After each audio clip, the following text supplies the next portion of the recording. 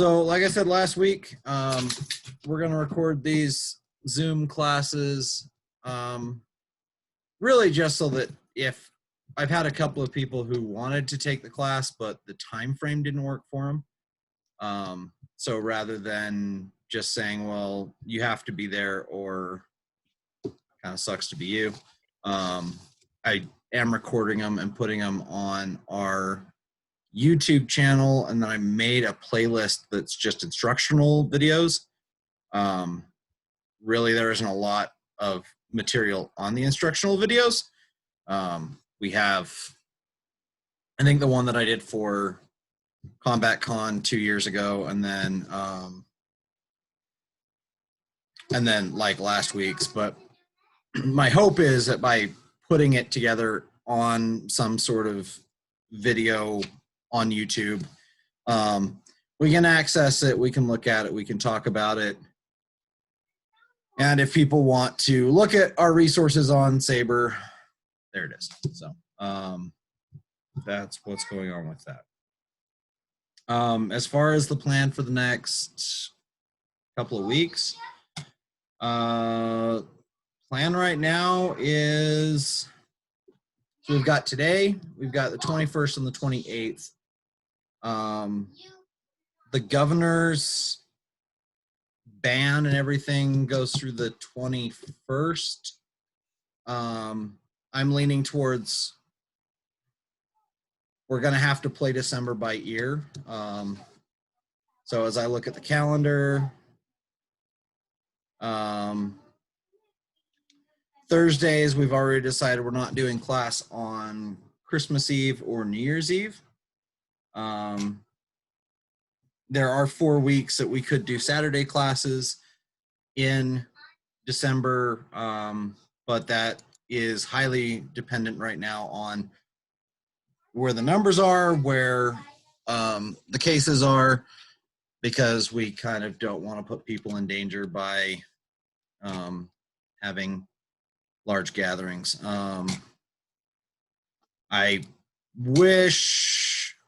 I would love it if we could have class in the gym in December, but we'll see what happens. Yeah, so there's that. So did everybody get the email this week, the material this week? Yes, no? I don't think anything bounced back to me, so I don't know that I had any bad email addresses. I've gotten to the point now that I start to send things out. I like to have people enter their own email address, because when I put it in based on somebody's handwriting, there's a lot of times that I think I know what it says, but their handwriting's bad and I mistake a letter or a character for something else, and then, you know, that's on me because of bad data entry versus it's on them for typing it in wrong, because they know their email address better than I do. So, okay. So there were a couple of things that I wanted to start with this week. We're going to start with Hutton. So when Hutton is talking about the lunge,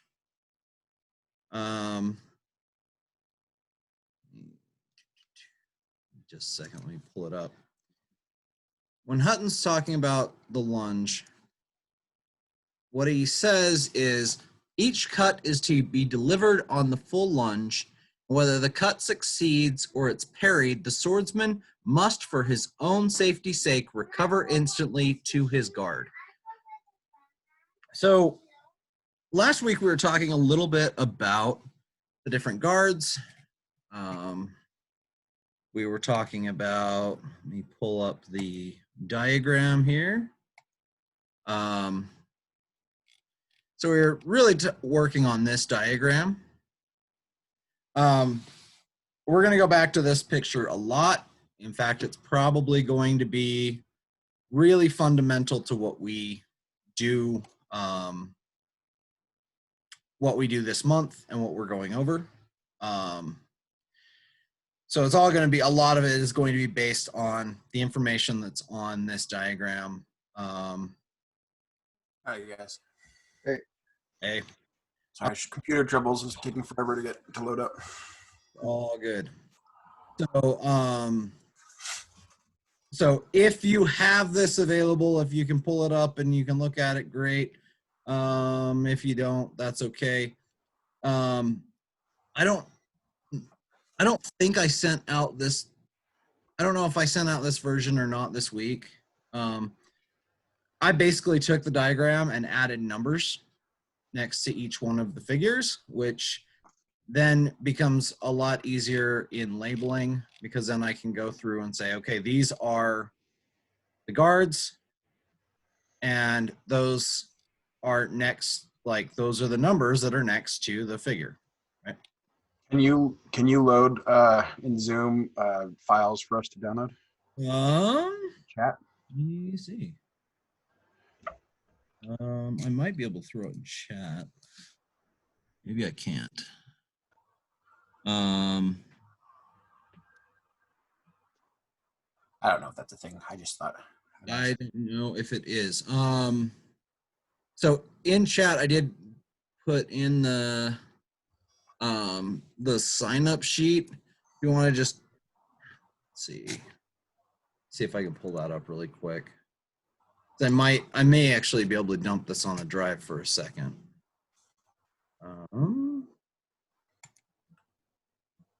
File upload.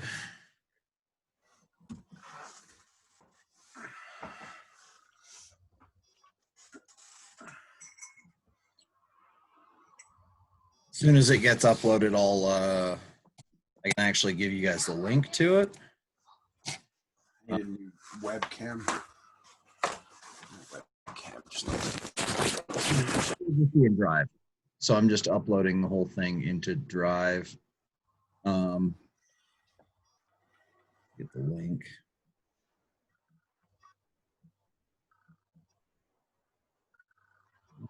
Copy link. And I probably can throw it into chat here. Okay, that should be. And so the title of this document is Sabre Week 1. But just to give you guys a heads up, basically what I did was I started working on it and I called it Sabre Week 1. And then as I've been adding material, I've basically, it's more than just week 1. So,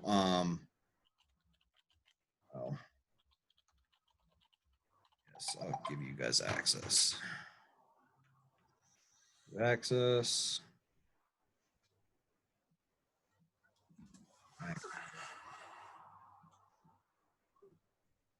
Okay, you guys should have gotten access to that. Oh, Kirsten needs, let me see if I can, sorry. I already ordered the link. Oh, you did? Okay. Yeah, because she posted on the Slack channel, and I'm trying not to check Slack while I'm doing everything else, but okay.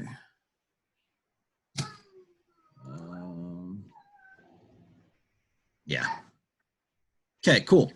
All right. So we're gonna do some stuff based on that diagram. But there were a couple of things that I noticed this week as I've been going through it and as I've been working on it and studying it.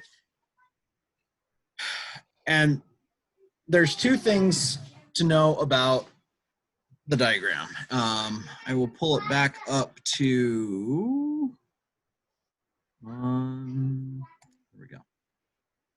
So if we're looking at the diagram, first of all, the 2 people in the middle are, one of them is practically useless.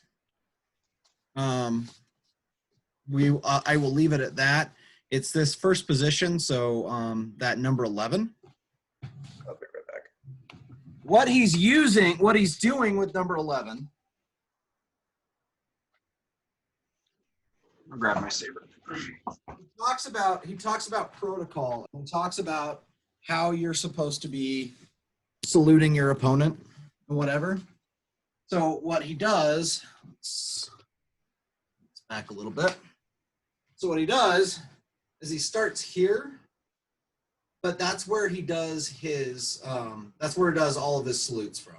So you're starting here, and you're basically just bringing it up so you can like salute the audience, and he has a whole protocol that we're going to talk about and we'll spend a little bit of time on, but it's not something that you need to spend a huge amount of time knowing, because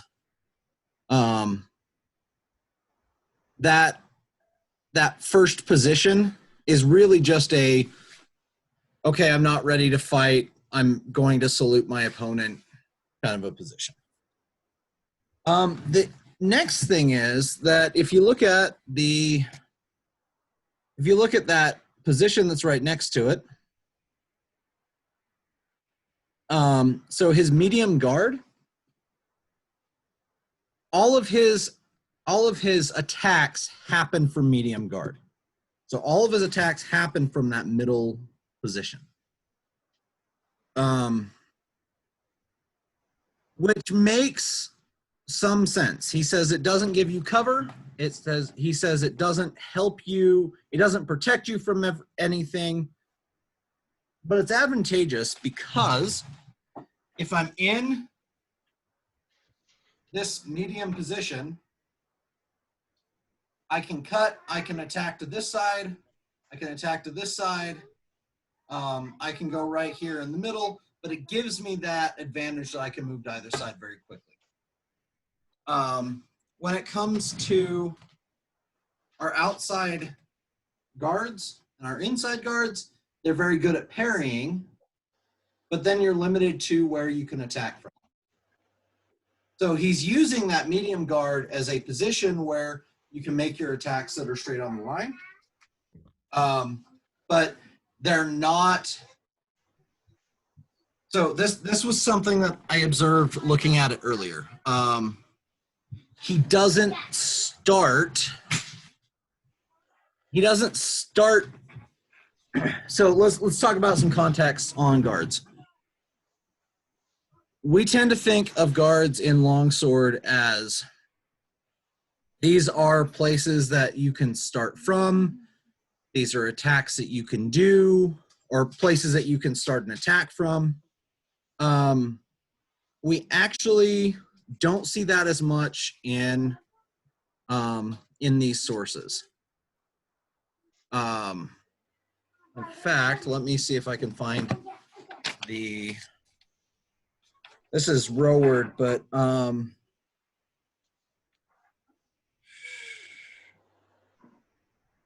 slip, disengages. I was there. Traverse. Okay. So he's using his guards not as starting positions, but as parrying positions from which you've then blocked, and then you can do something else. You can riposte, you can do what have you. So, and Roward actually talks about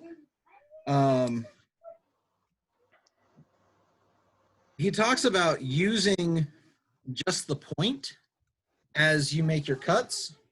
So you're basically you're starting in that medium position, and rather than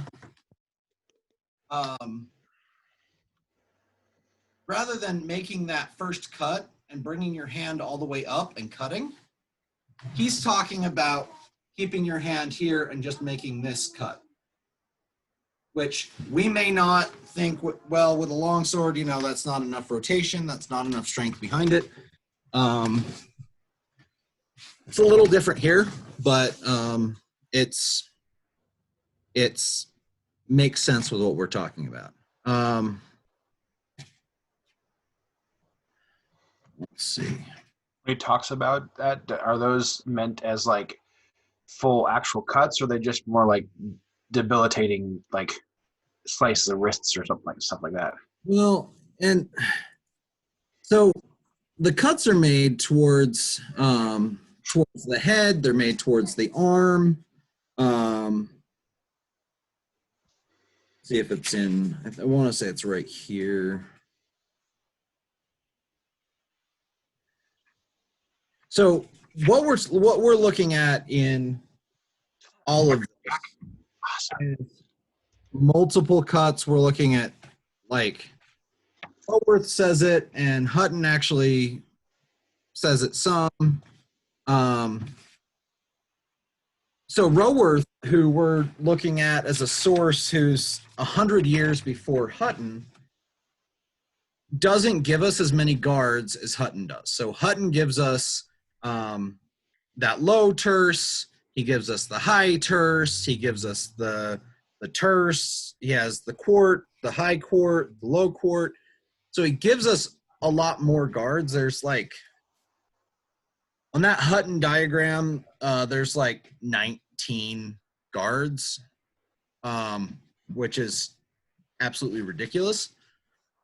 But when you realize that the terse is, you've got 3 guards that are right here, and it's just a question of, is it high, is it low, is it in the middle?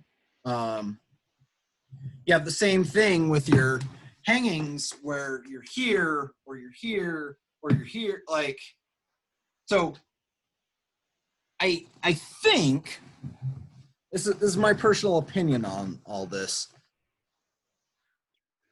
Fiore gives us guards, and he says this is what you're supposed to do.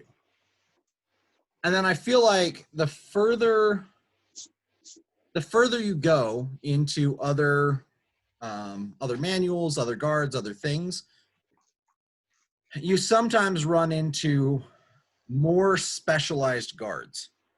So you have, oh, well, we're just going to give you, we're going to say, well, here is your short guard. And I have to explain it and say, here's your short guard, and here is your high short guard, and here's your low short guard, and here's your short guard on the other side. And so it's listed as like, 6 short guards, when you look at the earlier masters that are saying, this is short guard, and you do the same thing on the other side. I think that's what we're looking at here. Roworth doesn't give us 19 guards. He gives us hangings, so inside, outside. He gives us terse and quart, and that's kind of it. So when we're looking at this Hutton cut diagram, his guards are a lot. There's a whole lot. But if we keep that in mind, that A lot of them are just variations of another. right, so he has terse. He has that terse that's here, right? But then he also has a low terse where you're doing the exact same thing, but it's lower. Or then I'm on the wrong side. So that's actually quart. But where you're doing the exact same thing here and here and here, but this is different than this is different than, like, so he's counting those as all 3 different guards. Functionally, they're not any different. It's just a question of, now sometimes he's using that low to block a strike that's coming low, coming above the knee. I would argue, looking at the text and practicing this as much as I have, I would argue that Fiore's stance of don't cut below the knee 100% applies to Sabre. Because you run into some of the same things. Now, he does talk about parrying low, but I feel like some of the low parries you can do different ways. So if we take that into context, and we look at our cuts, so Hutton says each cut is to be delivered on the full lunge. And whether the cut succeeds or it's parried, the swordsman must, for his own safety's sake, recover instantly to his guard. When he's using that word guard, he's actually talking about that middle guard. So, if we were to do this as a warm-up, we're going to go into that stance. Remember, it's a little bit more shortened than our longsword stance. So we're going to go here, and we're just going to cut. We're going to lunge out, make that first cut, come back. Make that second cut, come back. Take the third cut, back. Fourth cut, back. Take that fifth cut, back. Oh, move out of the way. Sixth cut, come back.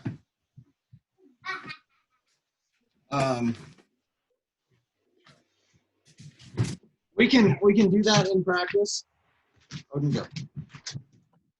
Do that in practice, so we can continue to do those if we'd like. Kirsten, I know you joined late. Do you have that cut diagram? I think I've seen it, and I think I know the pattern. Don't have it on hand, but I'm also eating food, so kind of bouncing between things.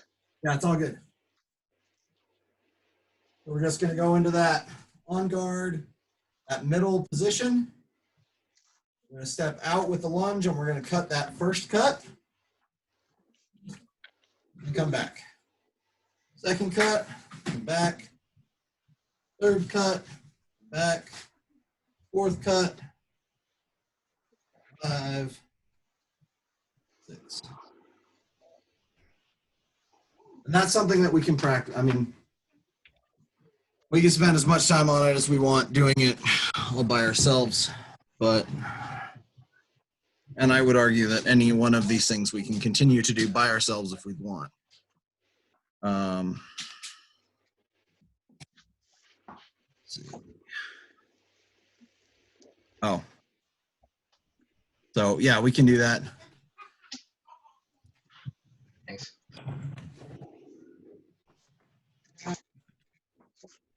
Legs don't hurt by the end of this. Like, I'm impressed, really.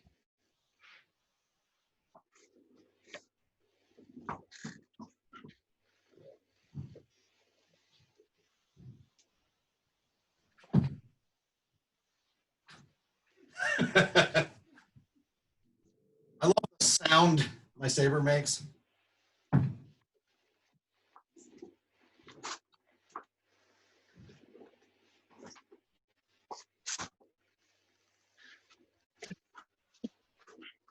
I think I'm getting a little bit of sound off of Jack's too. Jack's Probably. I've got RTX voice on, so I shouldn't pick up too much non voice audio.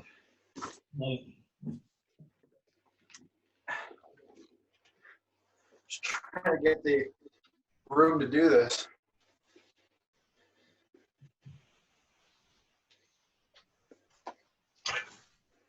Well, it works pretty well. This just Yeah.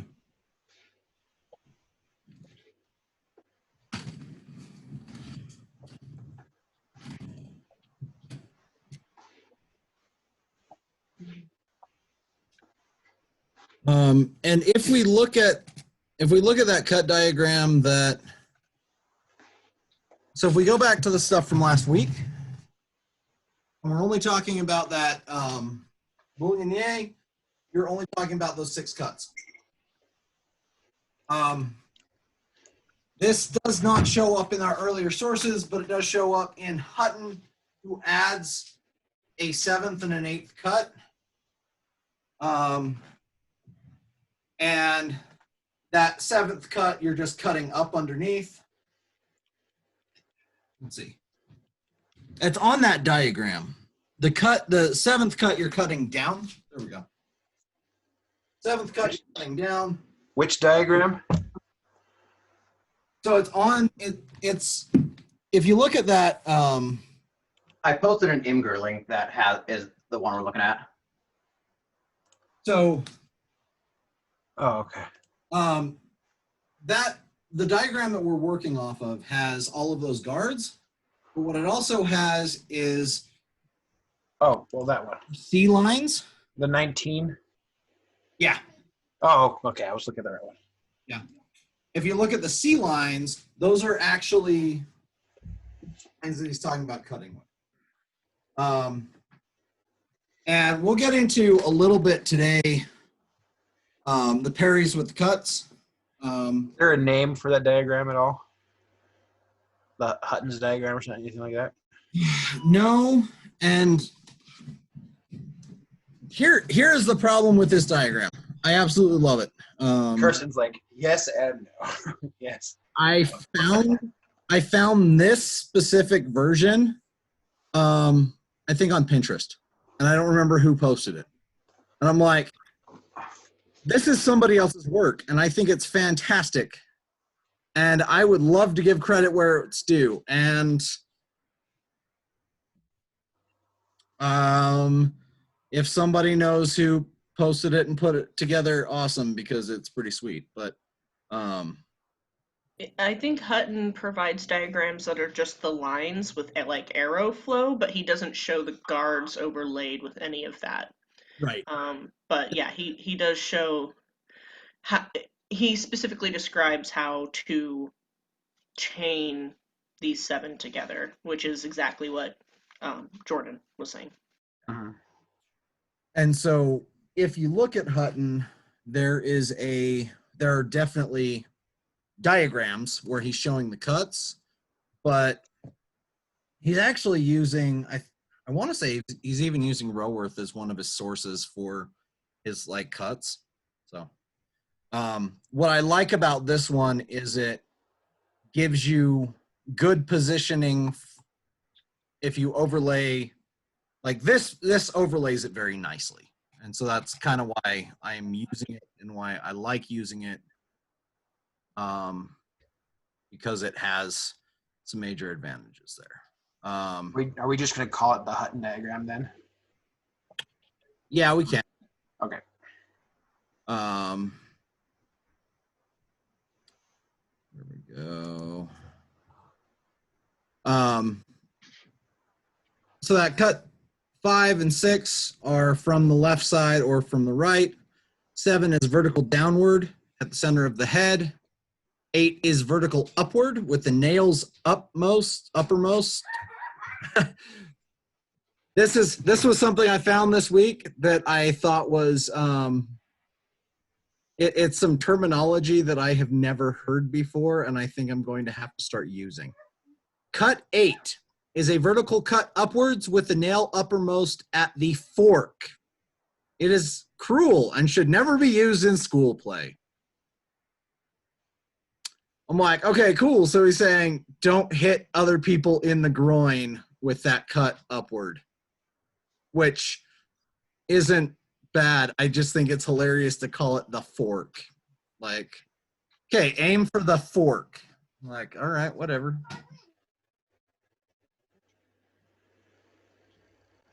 Doesn't he call it a villainous strike or something like that? He might. I don't remember. Yeah. I remember reading it the first time and be like, ha ha ha ha. Yeah. It's funny. Yeah. Because he says that it's cruel and it shouldn't be used in school play. And I'm like, yeah, you generally shouldn't be cutting underneath that aim to hit somebody in the groin, but whatever. I mean, all right. Oh, maybe this didn't. I don't know that this all translated onto the. This totally did not translate everything from my file. That's okay. I'll have to update the document that I put on there. Those are our cuts. What he also tells us is, see if I can pull this over here so that I can read and, oh, come on. Good, there we go. Okay. What he calls opposition is the act of covering yourself with the shell. So we're talking about your guard here. In making the attack in such a manner as to protect from the counter hit of the enemy, which, okay, he's calling it opposition, but the same thing as parrying, right? Should your enemy succeed in rushing in and closing with you, drop the point of your sword to the rear over your left shoulder, your sword hand being close to your cheek, then force the pommel towards his face. So what we're doing there is if they rush in, you're just basically dropping it this way and hitting them with the pommel or hitting them with the guard. This is if you can't interpose your sword blade between them thing. Yeah. If they're rushing in on you and there's not anything that you can do to like parry or whatever, he's talking about just essentially you're just dropping it over your left shoulder and then you're hitting them with the pommel. He doesn't say you'll knock out 4 teeth, but that's a Fiore thing. Specifically, 4 teeth, right? Fiore calls it out, man. He says, with play, you will knock out 4 teeth. And I'm like, that's oddly specific. And sounds like something you've done before. I mean, then body says you have to do your duty and strike them in the mustache. That's true. That's true. Well, and Fiore also says that you cut underneath the beard. So, I mean.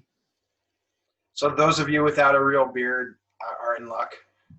Well, we actually had that discussion on Thursday.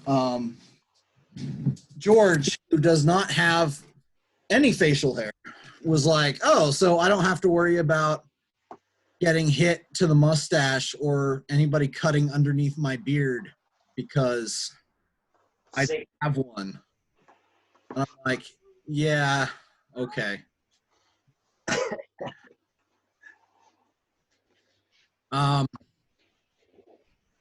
Oh, and most women are they're safe for all of it.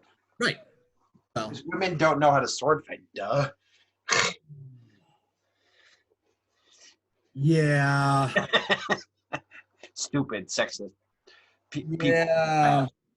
There's an argument that I saw posted today that was just absolutely stupid, and yeah. Anyway, Did you see some of the stuff Brittany's experiencing on TikTok? That's exactly what I saw today. Was Brittany's TikTok stuff where the guy was like, "Well, if you practice a lot, Kids are dumb, right? one day you'll get good," and she's like, "I've won 15 medals doing this." So, like, yeah, it was pretty fun. One day you'll get good. Yeah. Well, if you work the right muscles, yeah, it was terrible. Honestly, one of my thrill, like back in the day, was some of our really good swordsmen. New guys would come in and they'd be like scoffing at these lady swordsmen, and they would come in and teach them the class and trounce them, and I was like, yeah, well, thrills. Yeah. Okay. So that was that pommel strike, right? We're just gonna bring it over the left shoulder and just hit with the pommel. So would that be basically like if somebody is coming in and you're like defending in C7, you just drop back? Yeah. If they're cutting above, I mean, you can parry into a St. George's guard and then you could drop it over the left shoulder. Or if you're in middle and they just start rushing, like just bringing it up here so that you're protecting your face, and then you just hit them. Well, I think a lot of the guards that are point forward specifically, it wouldn't be so much for those, because if you were doing those, somebody rushes you and you can do that. But I think it'd be more for like 5 and 6, maybe 6. Well, Those type of things. Because if you don't have point forward, and you can't get that in between them when they rush, then I guess that would be that. Or if they deflect it up when they rush in the middle, they deflect it up. so you have your high terse and your high court, and when you're blocking up this way, if somebody cuts and then they just rush in, it makes sense to drop it over the shoulder. If you're over here, I mean, you can just drop that point in, but there's some other things that you can do there. I would say that it's arguably if you're in one of those kind of middle line guards and then somebody just rushes at you, like that's at least going to protect, as long as you're being smart about it. So that's the only time that I saw the pommel strike being talked about, but and it doesn't seem to be super functional because there's not a whole lot of weight back here. So yes, you're going to hit them in the face, but that's not what the weight is. So yes, you can knock out teeth and you can hit them in the face, but whatever. Disengaging. So when he's talking about disengaging, we're parrying, and then if we go over the sword, then we're going to cut. If we go under the sword, then we're going to thrust, which makes sense because of the line of where your wrist is and where your sword is, because from here I can disengage underneath, but now I don't have much of a cut here. I don't know if, let's see, find an angle where you can actually see my blade. So if I parry here and I go over the sword, I can probably make a cut. I can probably get enough wrist rotation. I can make that cut from above. If I parry here and then I go below, I'm really only thrusting it. But again, Hutton brings this up and says, hey, this is what you do. You cut. If you go above, you're going to cut. If you go below, you're going to thrust.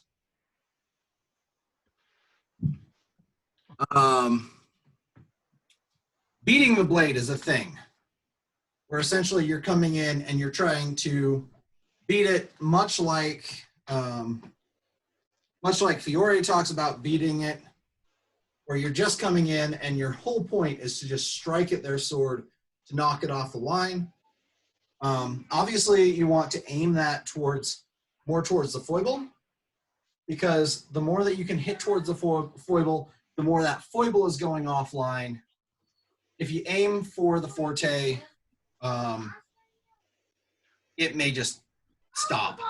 Like you may just hit the forte and then it gets parried and it's solid and you're like, oh, well, that was dumb. So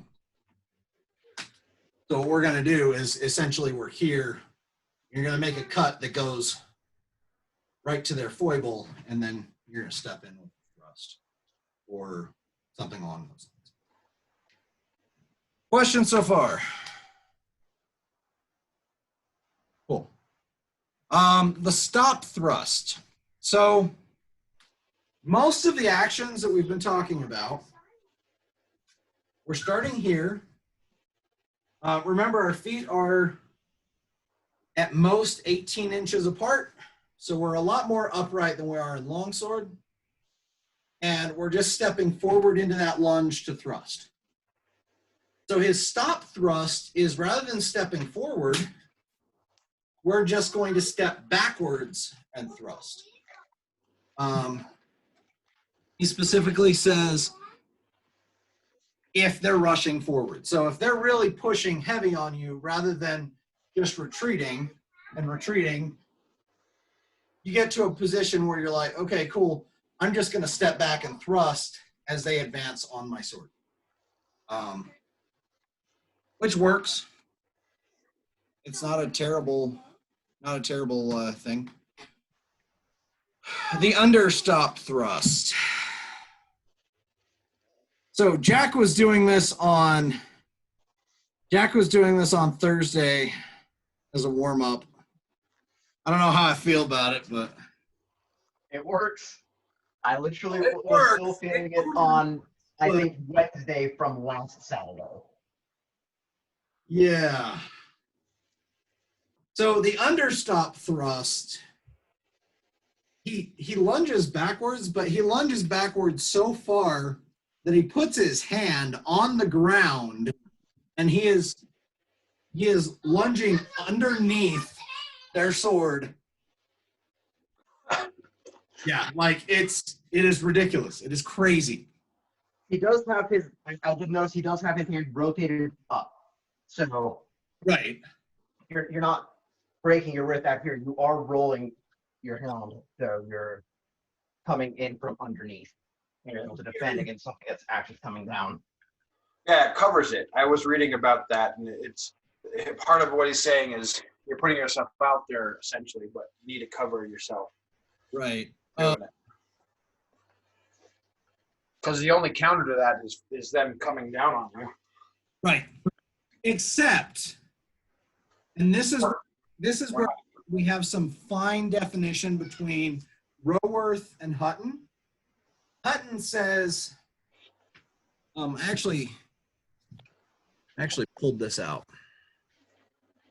Hutton or Roworth actually says, although an extensive lunge is doubtless advantageous to those who can make it easily, yet it will not be found on real occasions so necessary as a quick recover, for which it will be imprudent in gentlemen to accustom themselves to step further out of their strength or activity, step out further than their strength or activity naturally admit. So what Roworth is telling us right there is don't step into your lunges deeper than you can recover. So one disadvantage to the understop thrust is we're here, and if I step back and I'm making that understop thrust, if I hit, great. If I don't, I'm in a bad position. And I'm in a really bad position because there's nowhere for me to recover to. I am so far out in this lunge that to recover, it's going to take time. And if I miss and I don't cover myself properly, it's easy for them to just drop on my head or whatever. I'm convinced some of these things are more, it looks really good in a picture. And here is a cool technique. It's a fancy thing that you can do. My 2 cents is follow this Roworth thing, though, of know how much you can lunge and how much you're comfortable with, and know that that is your measure. Now, can you increase that? Absolutely. You can start with, this is how much of a lunge I'm comfortable with, and then extend that.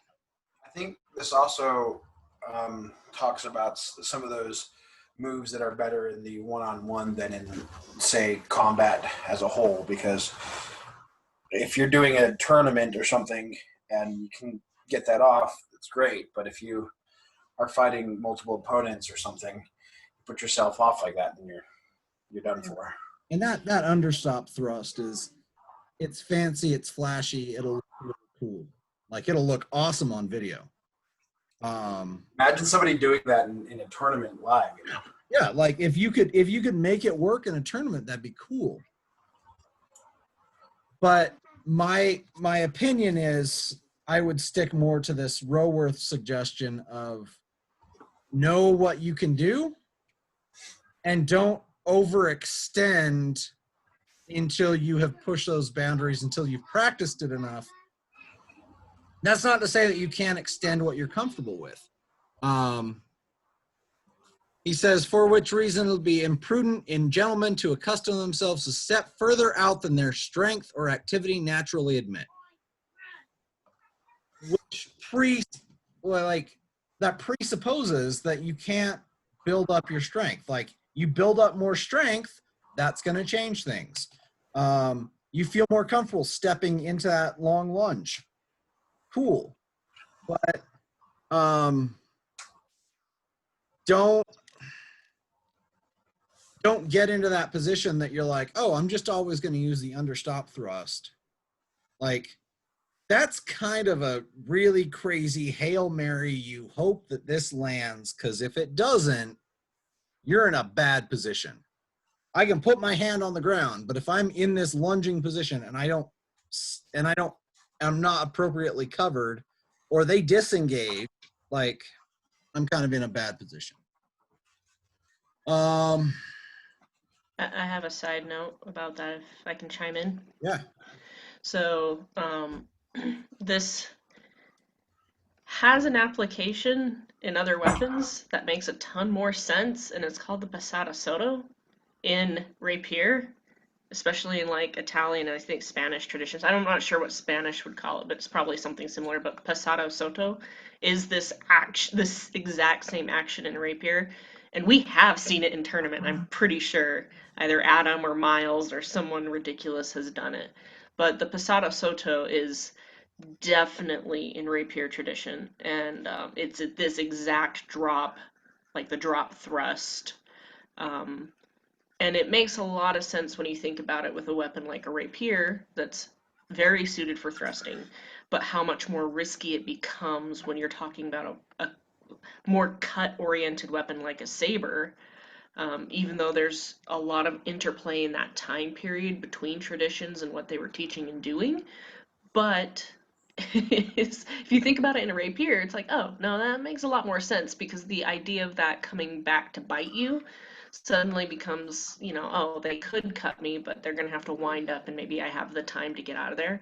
Whereas in Sabre, it's like, nah, man, if they're going to come at you, they have all that cutting potential with a curved, short weapon they can throw at you. So if you ever want to look at, cool pictures, Googling the Passata Soto gets you basically this drop thrust or under thrust that Romer and Hutton are talking about. I've also seen it Olympically in fencing. Oh, for sure. Well, you can argue that the rapier tradition never died, right? It just became Olympic fencing, and you see this all the time in Olympic fencing. So That's because it's fancy. it is fancy. So it's super and those crazies are flexible enough to do it and be fast about it. So if anybody wants to see what we're talking about, because they haven't seen this picture, it's this one. Like, you're thrusting underneath. Yeah, it's. Look at that lunge. Whew. Yeah, like that leg is in a straight line, the front knee. That just makes my knees hurt looking at that. And what I'm noticing about it too is that this trail leg is in a straight line. That front leg, his knee is still not going past his toes. So he's still keeping his leg in the appropriate position. It's just not, and I still feel like it's a really risky, like, you thrust and then you hope that you can recover. So I don't feel like it's a smart idea to generally stick with, but can it be done? Yes. I would not be surprised if Mills tried it. I also would not be surprised if Adam tried it, because they're kind of nuts like that. But Yeah, Adam. Yeah, I think they have it on video in a term. Well, I know Miles, has it on video in a either sparring or a tournament setting where he successfully did a Passata Soto, because I remember it popping up on Facebook a few years ago. Well, I've also seen Adam pull off, and I'm not talking about this Adam, but I've also seen Adam pull off this weird thrust where you essentially take the rapier and you like thrust it out this way and turn your back to them and like throw your hand out. Like, I've seen him do it.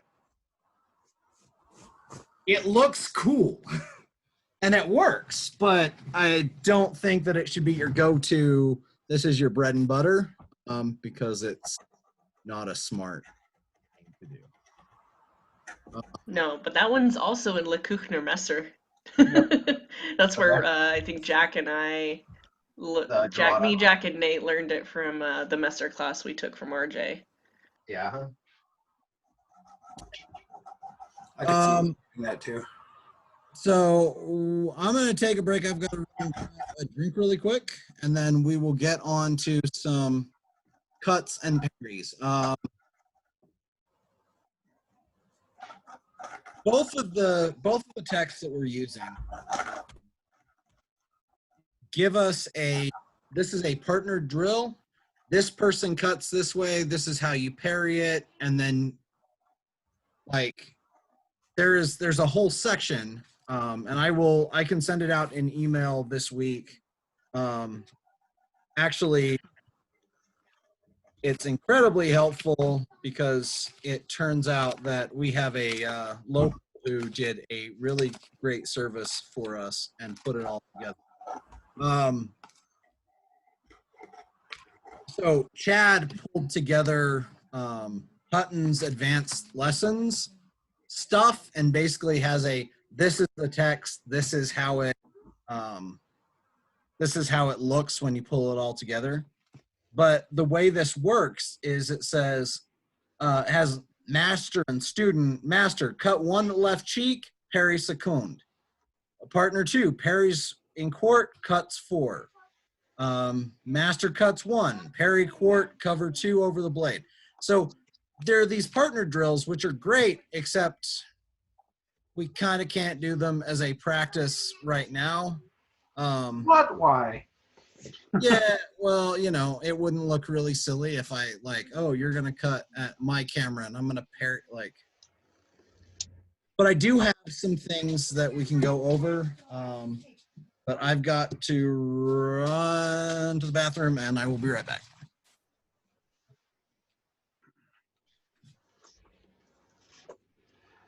Hey, Adam, are you there? Oh, gosh. Ah, you are there. I found it finally. You were going to borrow it from me, so I got it here. I'll bring it, put it in my sword bag, so next time we go to class, you can pick it up.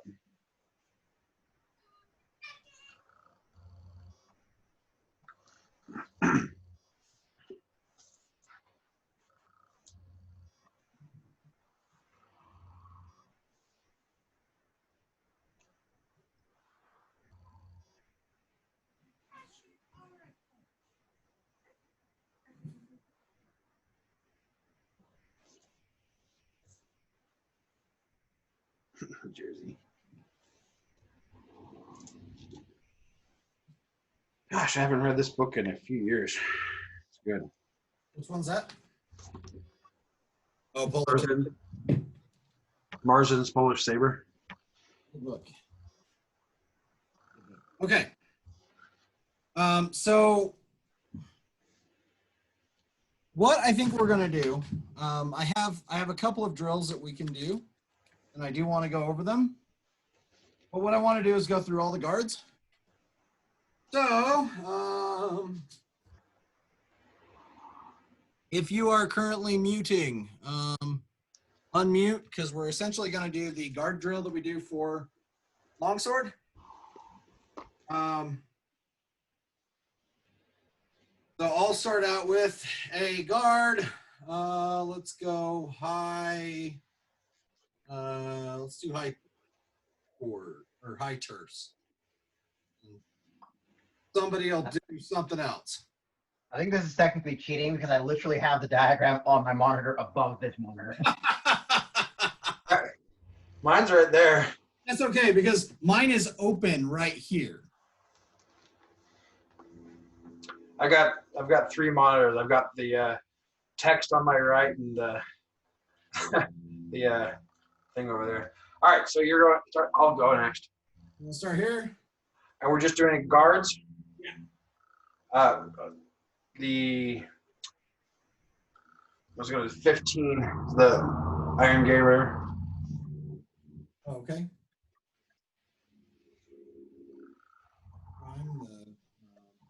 Why don't we call out the next person? For real. So Jack. One's what? 12, so We're talking. I do not have names for these.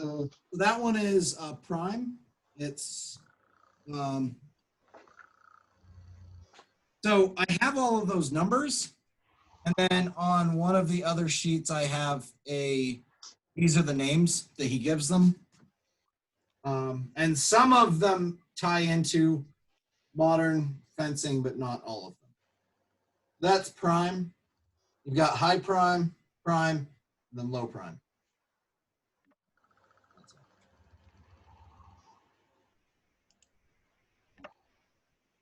Somebody else? Okay. St. George's. St. George's Guard. Yay!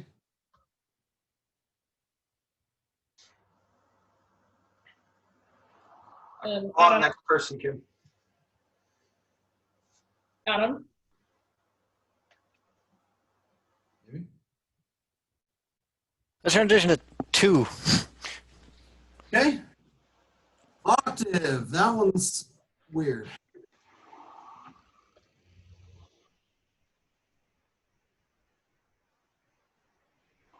And I lost my list of people.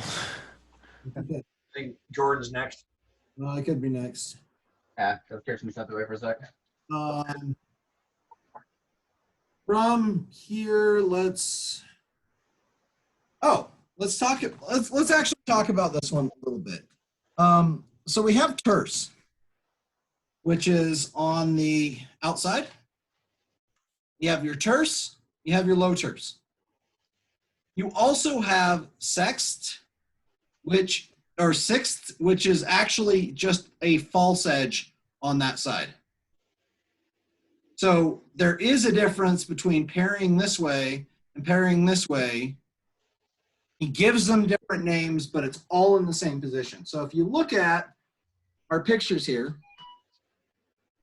that 7 is here. I think I labeled 8 below, so you have your terse and your low terse, and then your 6th is kind of out this way.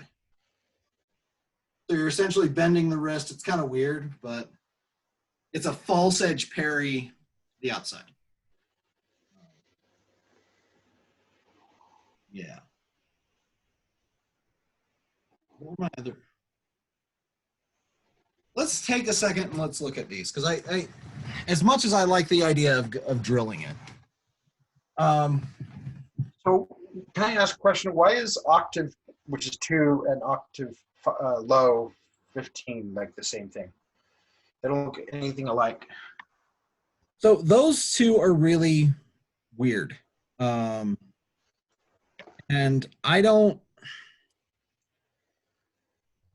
I'm not entirely sure why he's using the same name, except your wrists are in different positions. So the difference between your octave, that 15 and that 16, is octave, you're turning your wrist up, whereas that 16, that's that seconde, your wrist is down. So when you look at 6, which is your height, well, this is your seconde, right? You're here, and then you just drop it down, there's your low.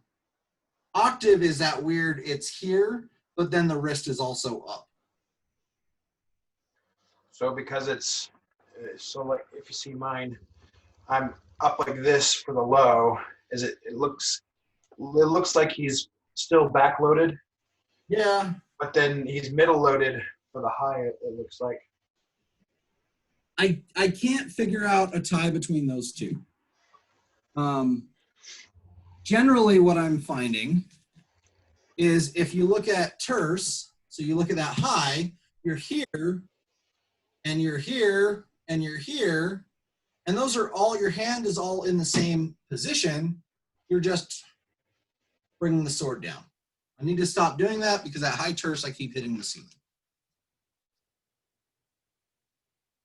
But by parrying here or here or here, they're all in that same position. They're like your hand is still in that same place.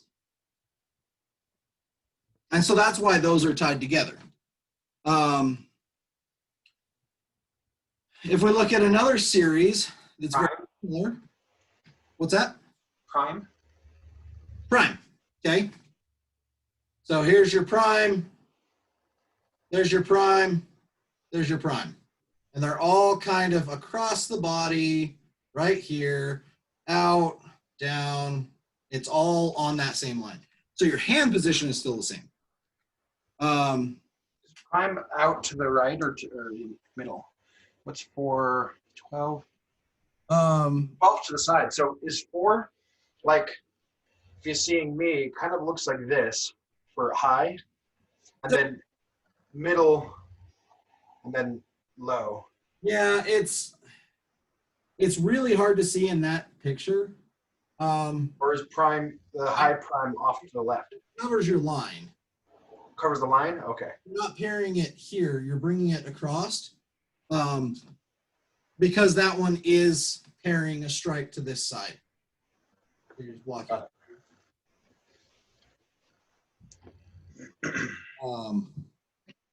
But yeah, prime, you're here, or you're here, and it's all on that same line. It's just, this is high, this is prime, this is low prime. You run into the exact same thing with the quart, where you have high quart, you have low quart, and it's all along that same line.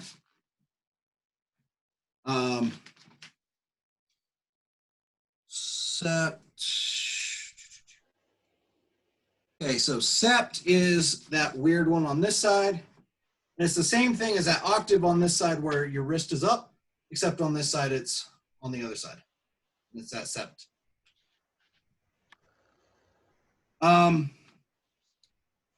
17, octave, no. 17 is fourth quart. What's that? 17 is fourth quart. Yes. So you have quart, you have quart, you have quart.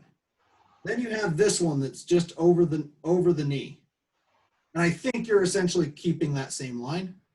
What you're going to do here is he talks about pairing it to strike strike from below. And there's a couple of places that he talks about it, but he uses it as it's over the knee, but you're blocking that horizontal strike, that cut 8 that's coming from underneath.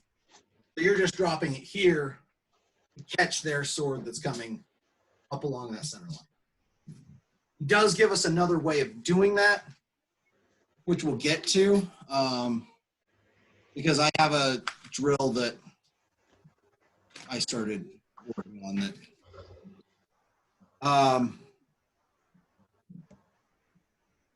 Anything else that looks weird on these that you guys are seeing that doesn't make sense?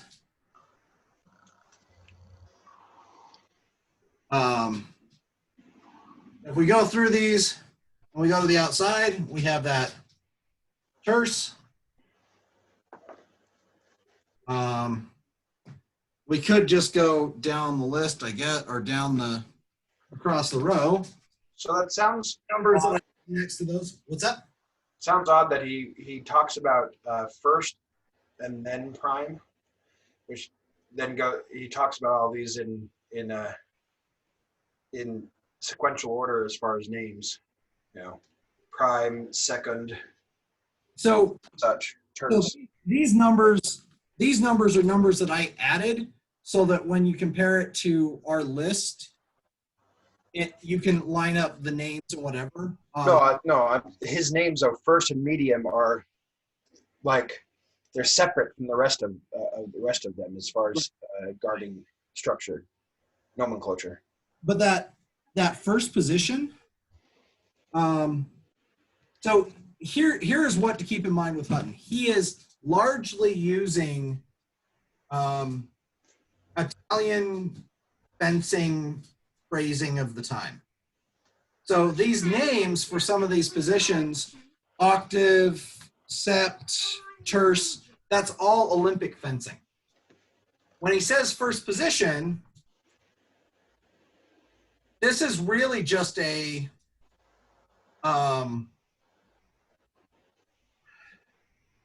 It's not an actual guard. it's not even really a guard. Because he starts here, he uses that first position, and that's where you salute from. So you're here, you salute your opponent, you salute the audience, then you're going to go into that medium guard.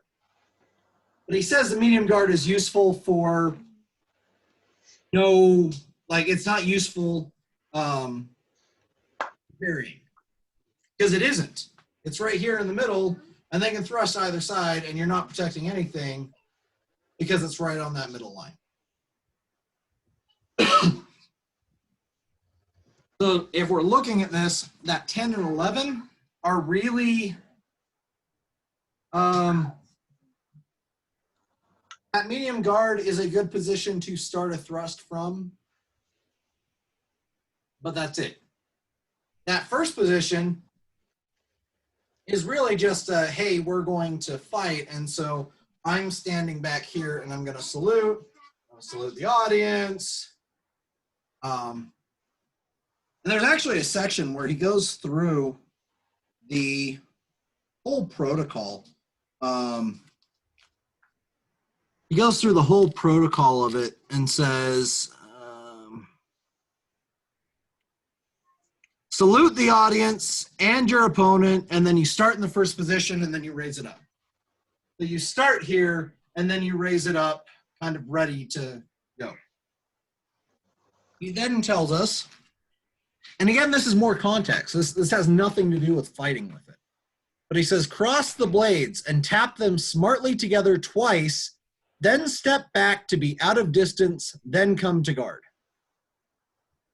So it's really it's the old tap off, right? We're walking in, we're kind of tapping, we're stepping back, and then we're going into guard. What I really get out of that text is that he's telling us this is how it's being done. This is how we practice it. But that has nothing to do with this is how you fight with this weapon. This has everything to do with if I am sparring with somebody or if I am fighting somebody, these are the protocols. We walk in, we hit weapons, we come back, now we're ready to go.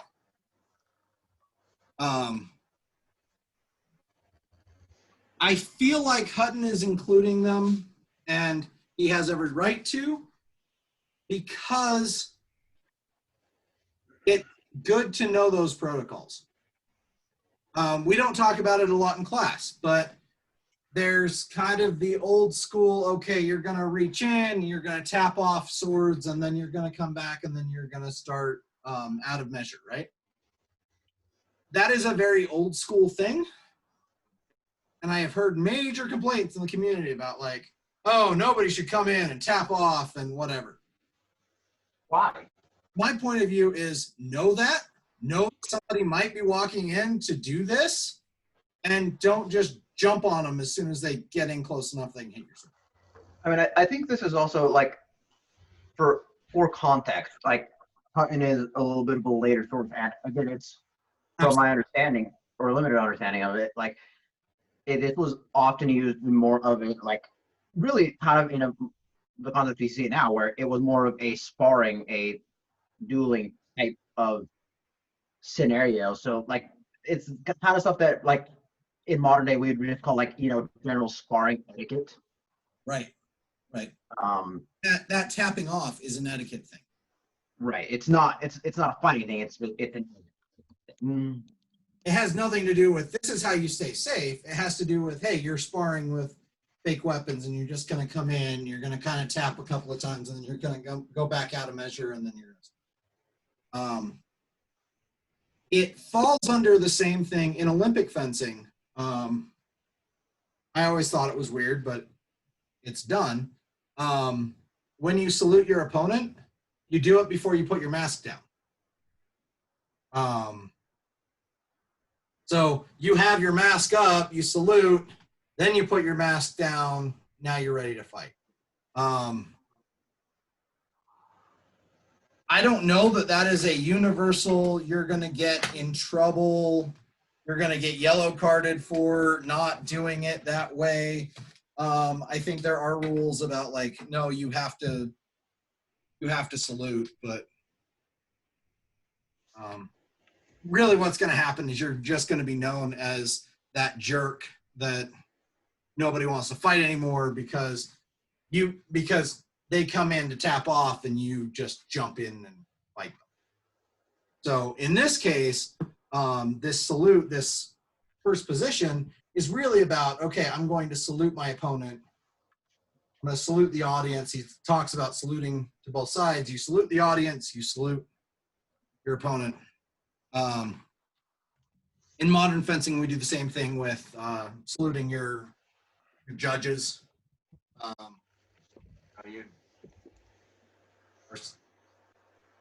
You're saluting them out of respect to them. I would argue that you probably don't have to, but you don't want to be known as that guy. Like you don't want to be known as the person that isn't respectful at all to their opponent. And then nobody wants to fight with you and it's bad. And let's not do that. So, okay.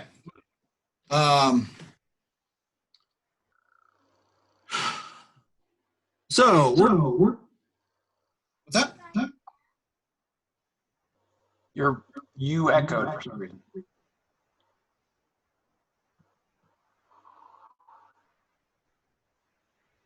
Okay.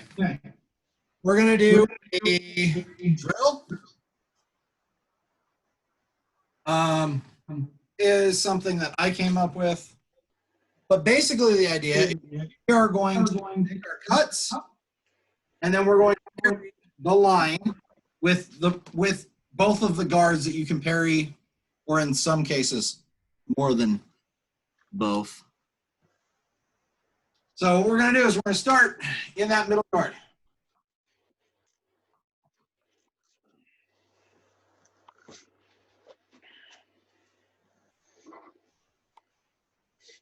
And we're going to make a cut.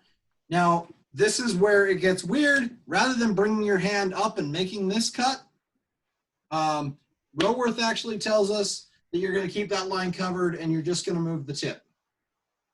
I think you can move the tip and move your hand. That's fine. I don't think you're just going to use your wrist. It puts your wrist in a bad position. I think it makes for terrible cuts. But so we're going to just, from that middle, we're just going to cut. We're going to cut down. So we're going to step forward, cut. Then we're going to parry in second. Cut. Parry in octave.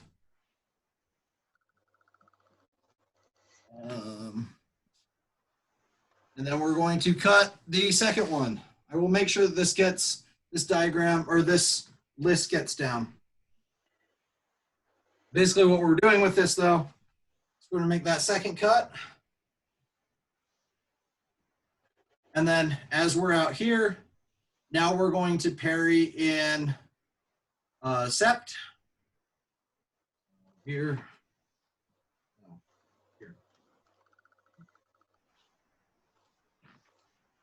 Sept. Yes. Yes. So that's cut down here. And then we're just going to parry. And then we're going to cut that second one. And then parry. I may have screwed this up when I initially wrote it up. But the idea that I want us to really get used to is you make a cut, and then we're going to parry that line. We're going to make a cut, and we're going to parry that line. We're just going to do where that cut ends. These are the positions that you're going to parry as you retreat. I said in the beginning, and this is absolutely still the case, I came up with this drill.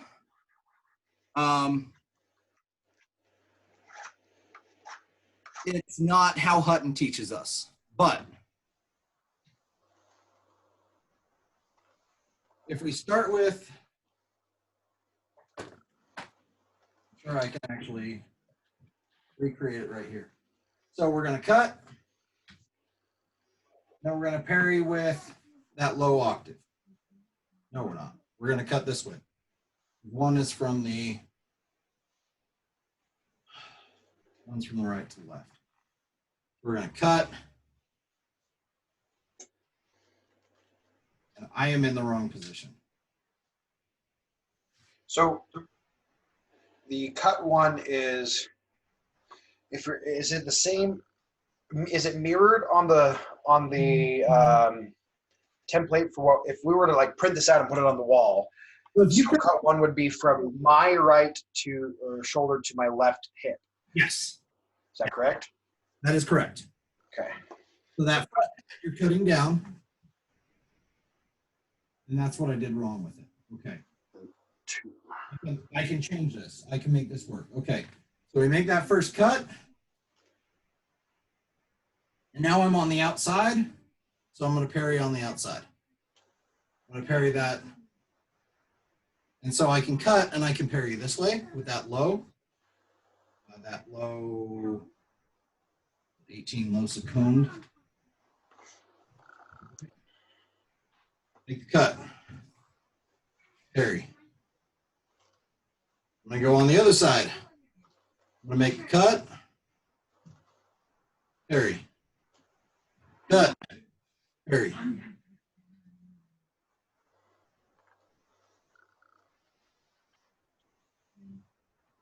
So if you need to, and this is kind of helpful. It doesn't even matter the order that you put it in. We're just going to start with that cut, and you're going to make the cut, and then you're just going to cover this line with one of the several guards that's there. So cut. Okay, now I'm going to cover with that octave. Do you want us to?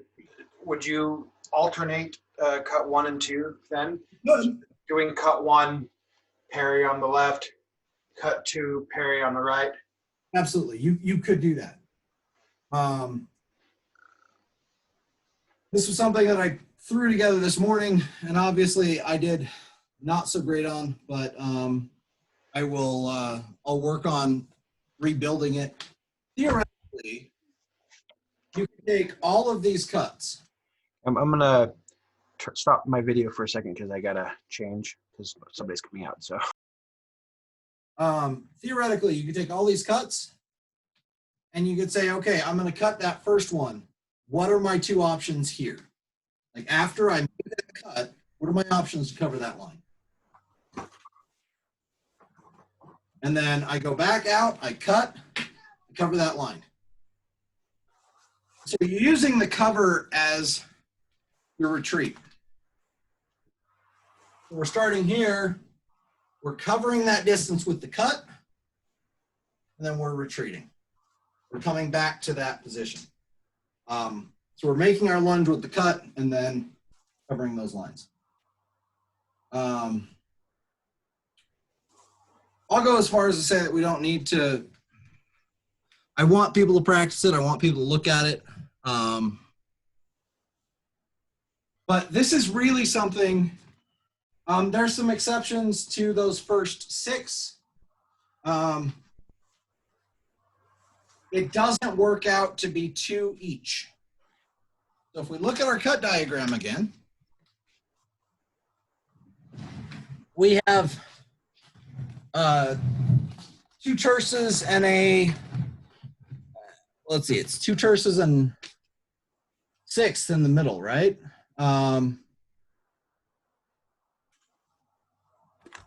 If we're parrying that center line, yes, you can count that terce and you can count that low one, and they're going to cover the same line. But remember, sometimes you're going to parry with the false edge, sometimes you're going to parry with true edge. Other side, okay, sometimes you're going to parry with that prime, sometimes you're going to parry here. does he talk specifically about reasons why you would do either false or true? So he doesn't. He doesn't. And I think that I honestly feel like it's learn how to do them both, use them both, and then just know that sometimes if they come in this way, you may want to be pairing with the false edge. He doesn't give us a whole lot of examples of it. Now he does have a cut and counter thing where he says these are the cuts and these are the guards that parry them. So And looking at it, like each different guard is going to set you up for a different sort of counter strike. Like you know, in 4 or 5, like how you're going to come back at that's going to be very different. Like 4, you could very easily come around for another cut, whereas 5, you're probably going to end up thrusting at the guy. So right. I think part of the guard you choose is going to determine your next move, or your next move is going to determine the guard you choose. Right. And we've kind of talked about this with longsword, but if you look at it as which side of the sword are they on, that's going to tell you where their cut or their thrust is going to come to. Yes, they can disengage and come to the other side, but to disengage and come to the other side, it's going to change what they're doing. So if my opponent's on this side of the sword, they're going to attack me on this side of the sword unless they come underneath or they come over the top and then they come to the other side. Well, once they're on the other side, they're not on this side anymore. So it's not this, it's now this, which gets a little rabbit holey, but it's good to keep in mind. My 2 cents is learn them all, because sometimes you may get into a situation where they make an attack. Let's take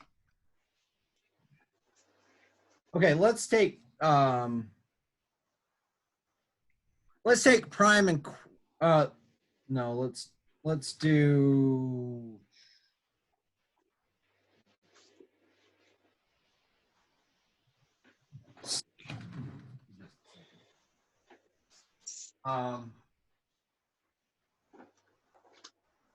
so let's do our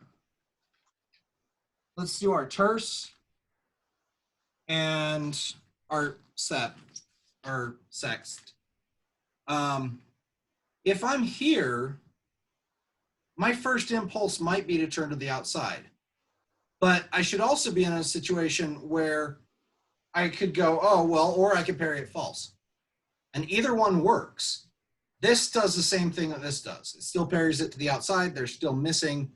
It puts my wrist in a weird position. So I don't like that one as much. I actually like first better.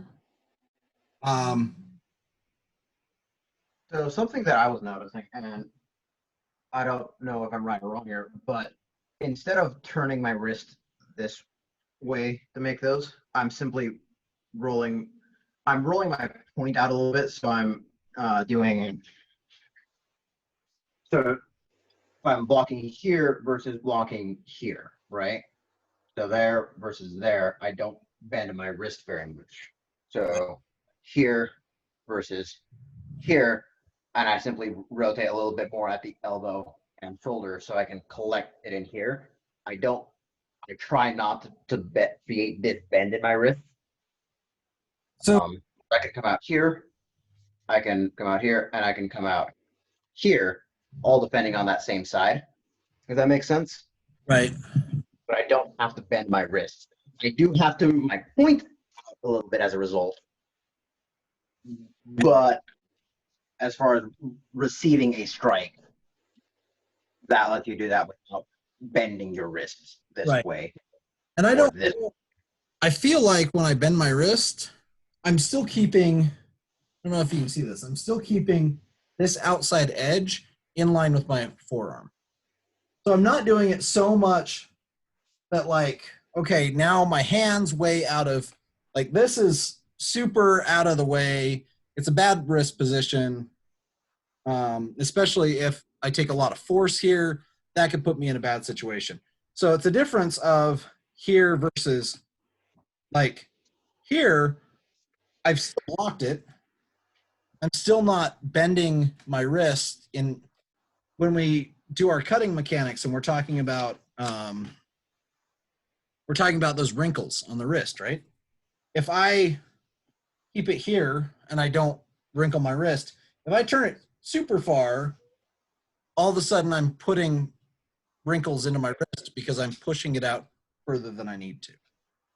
Now that doesn't work with that false edge because I have to put this at a weird angle, and that's okay. I think you can do that a little bit without. You just your tip has to have as a result of it. So like out here, like I am clearing. Now break my TV. Like right here, I'm pairing with that false edge. But if you look at my wrist position, I'm about right there. Yeah. So I'm able to do that without putting a whole lot of bend in my wrist.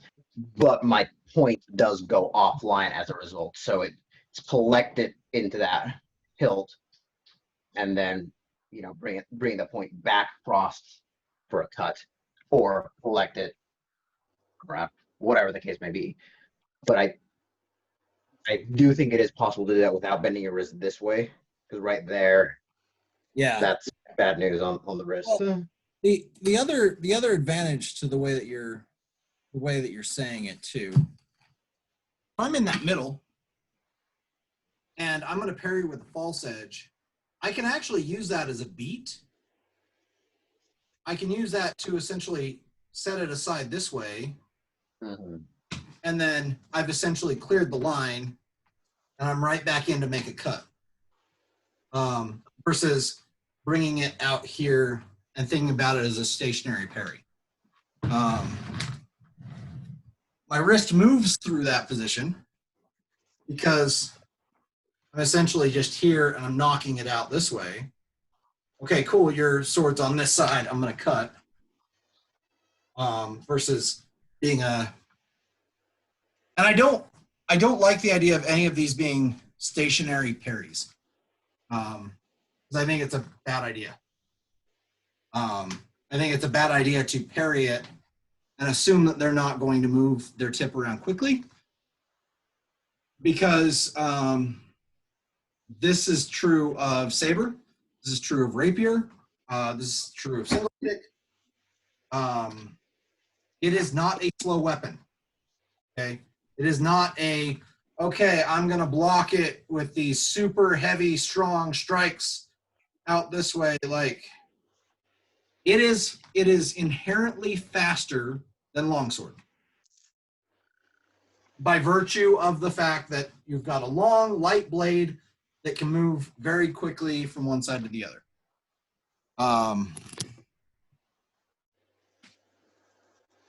Because I can move here to here with very little wrist motion versus, okay, I have to, in fact, and I've practiced this with foil before. The idea of just dropping the tip and you're just dropping the tip underneath and you're essentially following the line of that guard and you're just going to the other side. 100% possible to do with longs or with a saber. Harder to do with longsword.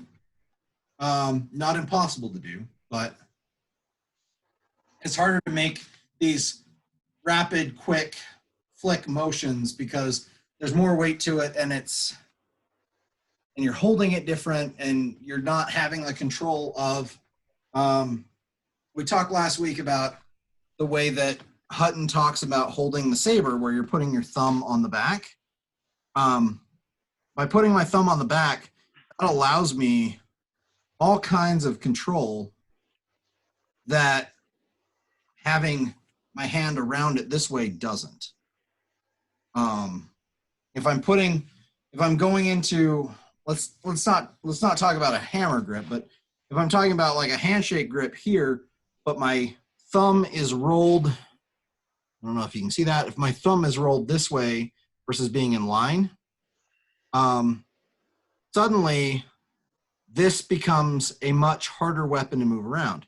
When I put my thumb in line, suddenly I can make really quick flicks with that wrist. And even when I put it, I've got my handshake here, I'm putting my thumb on the side. In this position, I can make really quick, it's not as fast as having it on the back, but I can still make quick motions around the blade. Yeah. Okay. So Hutton gives us some guidance as to cuts and what counters go to them. He actually gives us this in the partner drill section, but we can go over them. All right, guys, I gotta go. You guys have a wonderful day. Thank you.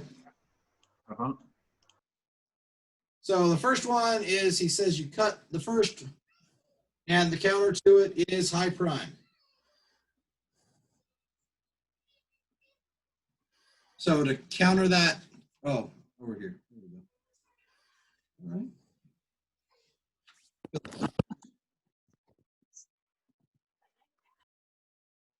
I am off.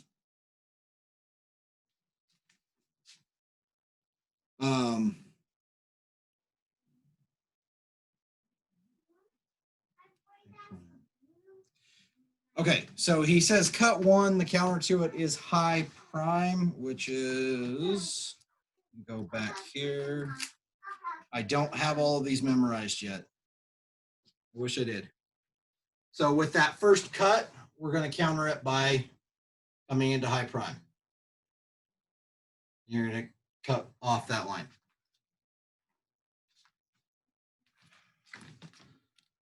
Oh, yeah, he does actually too. Okay, so you start with the cut, and then you're going to block in quart.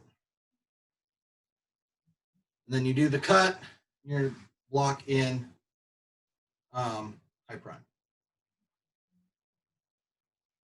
And then cut two, you're going to counter it in terse. No, terse. What am I doing wrong here?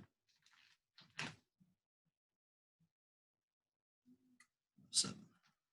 Oh. So yeah, that is on the outside. So that second one, I'm going to block in terse. I will send this out, but he has all of these cuts and he says, practice it as you're going to cut, or if they cut at you, you parry their cut with quart, or with quart. Sorry, I've been studying all this week. I've been working on it. My memory is not as good as it should be on memorizing it all. But basically, he gives us, these are the cuts, and these are the counter guards to block these cuts.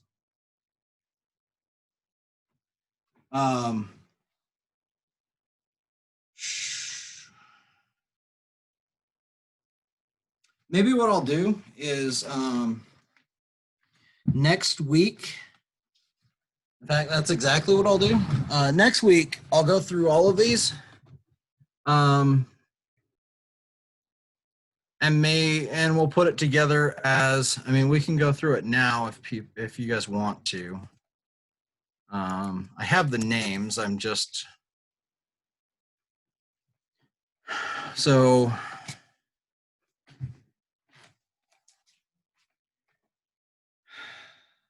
I'm definitely not, don't remember the names well so far. So looking at this chart, like just in terms of positions, that's those are starting to sink in a little bit more so than the names are. Right. what Hutton gives us in, and this is in his partnered section, but he gives us cut 1 countered by quart, cut 1 countered by high prime, cut 2 countered by terse, cut 2 countered by sixth, cut 3 low prime, cut 3 sept, cut 4 seconde, cut 4 octave, cut 5 low quart, cut 5 low prime, or prime, I guess, because there's cut 5 doesn't make, oh yeah, it does. Okay, prime. Low terse, seconde. So I have all of these. I'll have to send it out.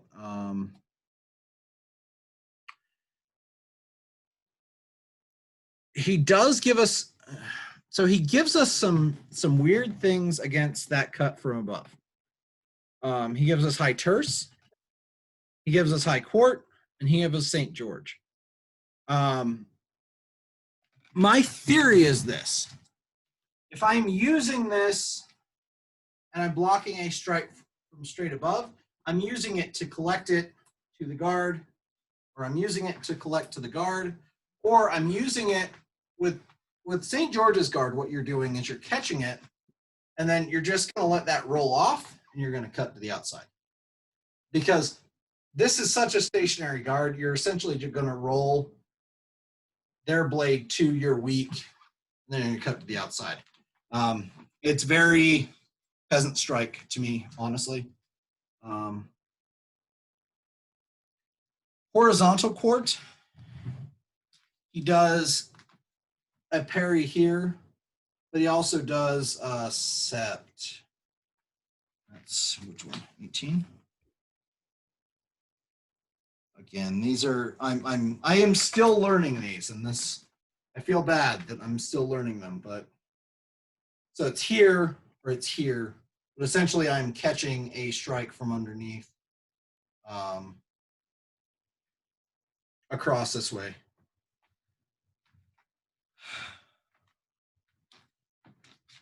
He doesn't talk as much about slipping the leg, but it's definitely something you can do.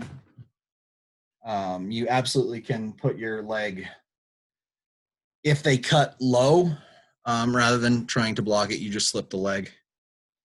And my 2 cents about all this right now is, if it's me, what I want people to practice is start in that middle position, step out, make your cut. The best thing you can do right now is make your cut and then cover that line as you step back. And this goes for longsword too. As you make a cut in such a way that you've covered their line of attack as you retreat. Because if you don't hit, but you've covered yourself, then you're safe. Yeah. Questions on any of that? I feel like we went over some material today. Still a fair bit. Mm-hmm. Yeah. There's a lot of stuff here, and let me see. I will add the updated version of this, because this file is actually, I think, wrong. Unfortunately, I don't think I saved any of this when I uploaded this for you guys. So some of the information you're going to have is right. I will make sure that it gets out with the updated week 1 and week 2.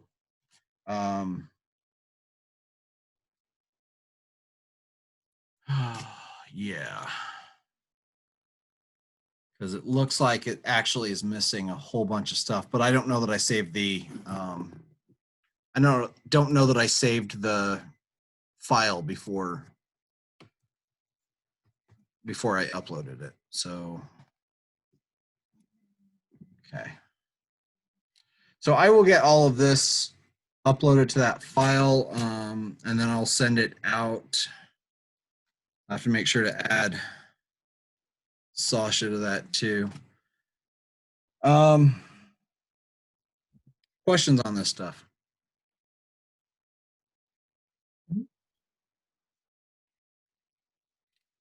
We will be running into something difficult for next week. And most of that is that a lot of the solo work we have gone over, so we can drill it, we can practice it. Maybe we can just go through and just practice it for the next couple of weeks. Like, okay, let's do some drills. What I tend to find is that my tolerance for a whole bunch of the lunges becomes low, but that's just because it kills my legs because I'm not used to sitting in my stance as much.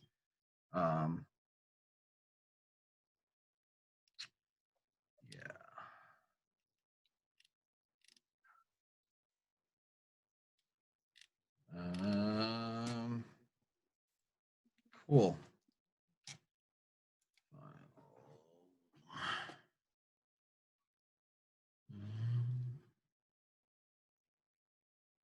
Just thinking a lot of a partner would definitely be helpful in practicing a lot of these, just to see actually practice those parries on the retreat.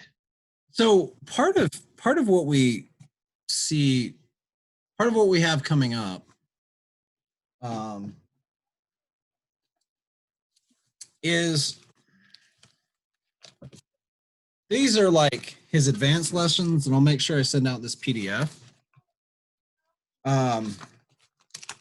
But it says, Master, cut 1 at left cheek. The partner parries in quart and then cuts a 4. Master parries in second and then cuts a 1. They parry quart, they cut 2 over the blade. So this is, he literally gives us, these are drills that can be done partnered. Like, it's in the book. It's straight from the book.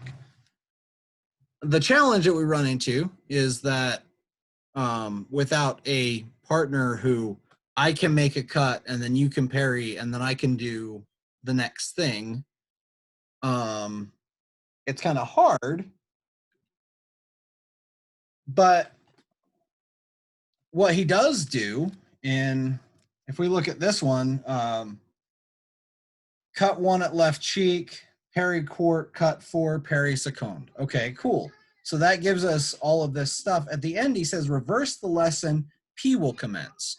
So then the partner, then the student is doing the cuts. So then what you're doing is you're parrying it. You're going through all of the motions for that drill, doing both sides. And like I said earlier, I found this PDF that Chad actually uploaded, and it's killer because it has, it actually gives you a good, diagram. See if I can find it.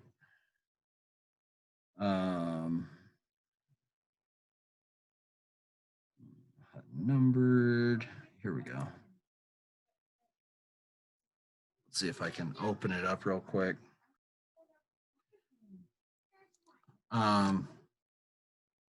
So I'll include some of this stuff in the email for this week, but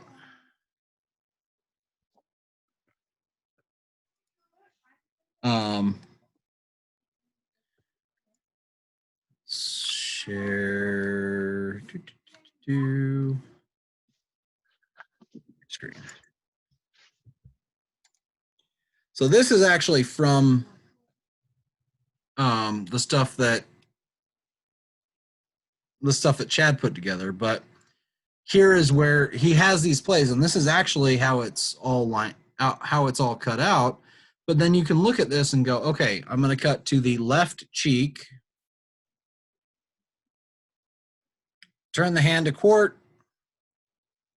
So maybe next week we'll actually go over this stuff. It's helpful, and you can practice it all together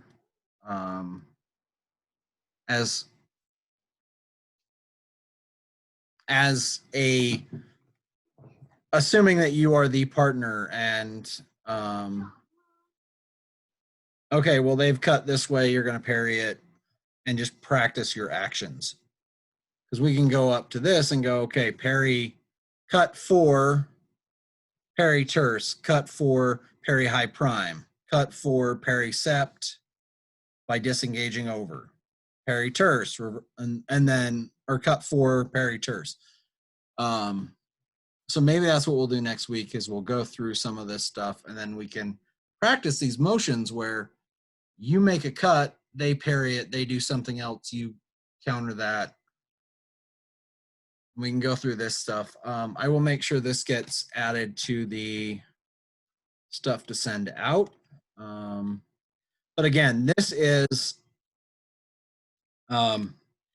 Chad from True Edge South actually put this together, and I found it on a Facebook group for Sabre, and I don't even remember what it's called. It's Sabre. It's a few different Sabre things, but Chad posted this file there and said, "Hey guys, I put this together," and I'm like, "That is awesome," and I need to talk to him and say, "Hey, thanks for doing that because it's been helpful for this." We got 5 minutes. What's something you learned today? We'll start with Jack. Just using the diagram, just practicing the different ways to act, like just all of the different parry options that there are, like from a cut, and also getting better at reading, like, okay, kind of what positions are being used to parry what, and kind of like to extend on what Adam had said, seeing, okay, I mean, we're doing like cuts 1, 2, 3, 4, 5, 6, but thinking, okay, what are the options? Like, if I parry in X manner, then what are my preferred options, if you will, following up to that? So Good. Adam? Well, I think for me, it helps I put my microphone on. I think for me, a lot of it was refining wrist positions in the different guards and make sure I have, my structure lined up well while still having the sword where it needs to be. Yeah. a lot of forearm rotation rather than wrist rotation. Yep, exactly. I reached out to RJ this week, and I'm gonna see if next time he sees a sharpened saber, if he won't send one my way, because I feel like some of that we can get on our own, but some of that we can't get without practicing cutting the real thing. And like, okay, is this wrist position actually strong? And the good news is that we can practice some of this now, but we've talked about pressure testing things before. Does this work if somebody's actually pressing against it? I don't know. I think it does. But we won't necessarily know all of that until we're practicing together, and I'm going to parry this way and my wrist position is going to be a little off and it's going to collapse my wrist, and I'm going to go, oh, okay, well, that's what failed, is those little positioning things. So it's good. Kim? Yeah, so I learned more about how to think of the guards as like variations of the same thing. Like, are they high, medium, or low? Are they on your inside versus your outside, or true edge versus false edge? So just kind of to see similarities and differences between the different guards or parties, rather. Good. It and I think what I found this week is that it becomes less overwhelming that way. So Yeah, for sure. if I look at terse and I think, okay, I've got high, and then I've got just terse itself, and I've got low terse, then suddenly it's not 3 guards, it's 1 guard, and this is all on that continuum. The quart isn't, it's the same. It's, okay, here's 3 guards. They're all on that same line. And so, yeah, I feel like that really helps. So that's good. Something I learned today. I felt like I had some of these things together, and then some things collapsed in the middle of the lesson, and I feel bad about that. But I guess it's a learning experience. We'll do what we can do. So, like I said, next week I think we'll go over some of these partner drills, and just assume that we don't have a partner. Just assume the part of, okay, we're going to start, we're going to go through all of these actions, and then we're going to go, he says at the end, reverse the lesson. Well, if I'm going to reverse the lesson, then I'll go as the other person, and okay, now I'm going to parry this way, I'm going to make this cut.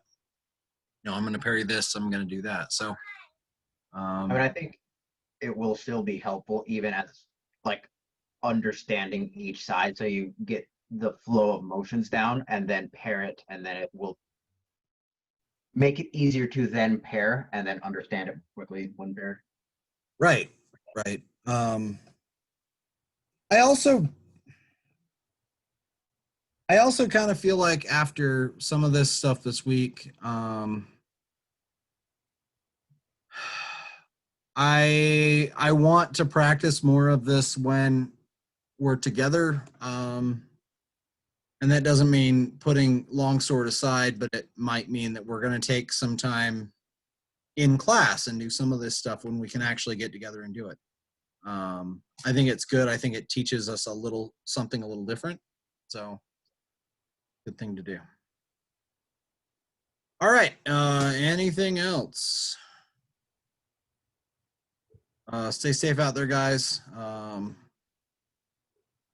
Case counts are still ridiculously high, so hopefully we can meet in person soon, but not until things are starting to look better for the health and safety of our students. So be safe, and we'll see you guys next time.